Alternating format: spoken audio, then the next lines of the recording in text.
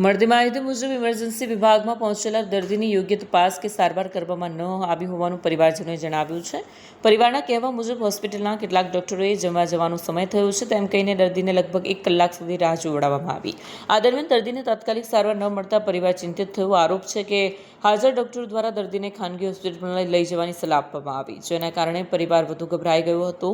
આ ઉપરાંત પરિવારના સભ્યો સાથે ઉદ્ધત વર્તન કરવામાં આવ્યું. આ સમગ્ર ઘટનાને લઈને ફરી એકવાર સરકારી હોસ્પિટલની કામગીરી અને ઇમરજન્સી સેવાઓ પર પ્રશ્નચિહ્ન ઊભા થયા છે. હવે આરોગ્ય વિભાગ દ્વારા આ મામલે શું પગલાં લેવાશે તે જોવું રહ્યું.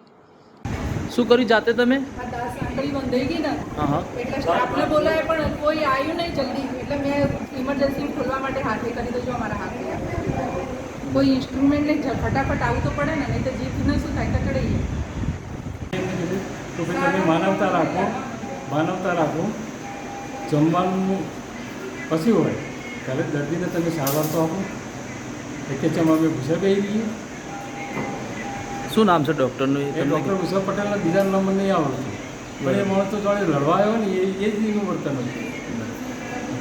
કન્ડિશન બહુ જ ખરાબ હતી. કોઈ ડૉક્ટર કોઈ નર્સ નહીં આપતું. કંઈના ક્યારના એમને તાત્કાલિક ઉભા આવી હોય અને ઝાડા અમે કોઈ જોવાય નહીં આપતું. કેટલા સમયથી તમે એડમિટ છો? આ સવાર વહેલા. સવારે મારું નામ કિલ્પાબેન કાંતિલાલ શ્રીવાણી, મારા મમ્મીનું નામ નર્મદાબેન કાંતિલાલ. શું હતું એ સિવિલમાં? હવે રાત્રે મારા મમ્મી બીમાર થઈ ગયા હતા, સિવિયર તાવ, ઉલટી અને એવું હતું. અમે ઇમરજન્સીમાં અહીંયા સવારથી વહેલા 5:30 વાગે આવ્યા અને 3 દિવસથી ઓપીડીમાં આવે છે. ઓપીડીમાં લીધો, કેસ લીધો, પછી એમ કીધું કે અમે દવા લખવા ગયા ને એટલે ફાર્મસીમાં 1 વાગ્યો એટલે ફાર્મસી બંધ થઈ ગયું. પછી બીજી વખત કીધું ને એટલે કે અમારે જમવા જવું છે ડૉક્ટર કે. એટલે પછી કે જમવા જવું હોય એટલે મારા પપ્પાએ કીધું કે તમે જમવા જાઓ, દવા તો લખતા જાઓ. એટલે એમને રસ્તામાં ઊભા પછી કે હા દવા લખીશું કે. કારણ કે હું ફિઝિશિયન છું, મને ખબર નહીં પડતી કે. અને પછી આજે જ્યારે અમે એડમિટ થઈને લઈને આવ્યા ને તો મમ્મીની જીભ અકળાઈ ગઈ હતી, મોઢું બંધ થઈ ગયું હતું. હું કેટલી વાર બોલાવાઈ પણ કોઈ સ્ટાફ જોવા નહોતું આવતું. સ્ટુડન્ટો ફરતા હતા અને પેશન્ટના સગા હતા.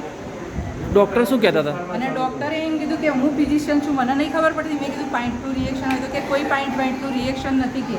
અને અમારે કેટલાય દર્દીઓ જોવાના હોય કે અમે એક દર્દી પર છાપ મારી છે અને તમારે ક્યાંય બીજે લઈ જવા હોય ને તો લઈ જાઓ એ રીતે. મારા મિસિસને હું 3 દિવસથી સારવાર માટે લઈને આવું છું. એને થોડું ગાયને પ્રોબ્લેમ, પેઢામાં દુખાવો એવું થતું હતું એટલે અમે ઘરે બતાવવા આવ્યા. પછી એ દિવસે ફિઝિશિયનને બતાવી એટલે એમને એમ કીધું કે હું અત્યારે કોઈ ચોદાની કે એની દવા લખી આપું નહીં, તમારે સોનોગ્રાફી કરાવવું પડશે. સોનોગ્રાફી કરાવવા માટે અમે બીજા દિવસે આવ્યા એટલે અમને તો સોનોગ્રાફી આગળ બેસાડી રાખ્યા. 11:30 વાગ્યાના આવેલા અમે. પછી કે 1 વાગ્યો એટલે કે અમારે જમવા જવાનું છે. એટલે પછી મેં રસ્તામાં ડૉક્ટર ઋષભ પટેલને કીધું કે ભાઈ તમે સારવાર તો લખી આપો ટ્રીટમેન્ટ. એટલે એમને મને દવા લખી આપી.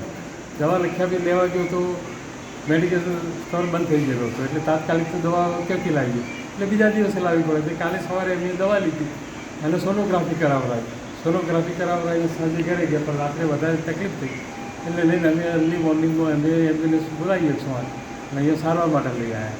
આઈને દાખલ કર્યા, પણ દાખલ કરીને પણ જે સંતોષકારક આપણને ટ્રીટમેન્ટ મળ્યું એ તો આપતા જ નહીં.